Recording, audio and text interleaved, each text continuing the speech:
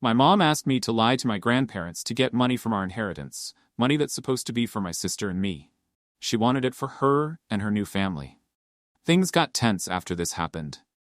I'm 17, male, and my sister is 14, female. We lost our dad 10 years ago, right in the middle of a messy divorce. Dad left my mom before he died, mostly because of her spending habits. Mom's always been bad with money.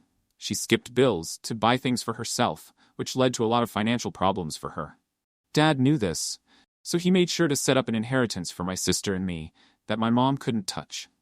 Our grandparents are in charge of it, and they have strict rules about when and why money can be released to us: food, medical needs, or something life-changing we really want. Mom has never been happy about that. She was pissed that Dad didn't trust her with the money, and over the years she's tried several times to get her hands on some of it. Our grandparents have held strong, and honestly, I'm grateful for that. Mom remarried a few years ago, and now we have a blended family with 4 other kids, 2 from her new husband's previous marriage, and 2 they had together. But, to be honest, I don't feel much of a connection to them, or even to my mom anymore. My sister feels the same. We've always known we'd be better off because of our inheritance, and because our grandparents have our backs if we ever need help. Mom's spending hasn't improved much since remarrying. She and her husband are constantly strapped for cash, and things have gotten worse lately. My sister and I are mostly surviving off what our grandparents provide, either directly or from our inheritance. Every time they give us money, though, they demand proof that it's being spent on us. Just us. They make sure none of it goes to Mom or her other kids, which drives my mom and her husband crazy. They think it's cruel, but our grandparents have made it clear that their priority is us, not the rest of the family. Recently, things reached a boiling point. My mom's financial situation became even more dire, and the other kids were struggling more than ever. One night, she sat my sister and me down and told us that one of us needed to ask our grandparents for more money. But we'd have to lie. She wanted us to claim we needed it for ourselves, but really, the money was for the entire family.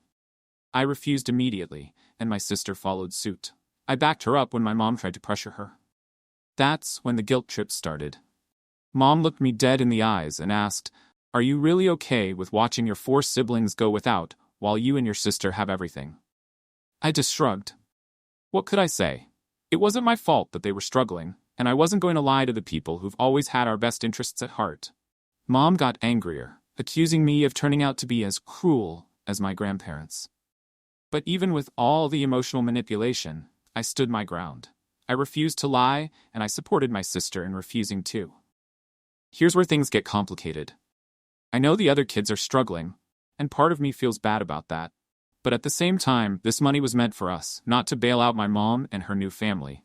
I'm torn between wanting to help and knowing that I can't betray the trust my dad and grandparents placed in me. I know if I lied and the truth came out, it would only hurt us in the long run, and it wouldn't fix the deeper issue, my mom's inability to manage money. So now I'm stuck. Was I wrong for refusing to help the other kids, even if it meant lying to protect them? Or was I right to draw the line and refuse to be dragged into my mom's financial mess? AITA for standing up to her, even if it means my siblings have to go without? And that's where I'm stuck. Was I right to refuse, or should I have helped my mom and her other kids, even if it meant lying to my grandparents? I'd love to hear what you all think. If you were in my shoes, would you have done the same? Or would you have given in? Drop your thoughts in the comments below. I'm genuinely curious how you'd handle this kind of situation. Thanks for watching, and I'll catch you in the next story.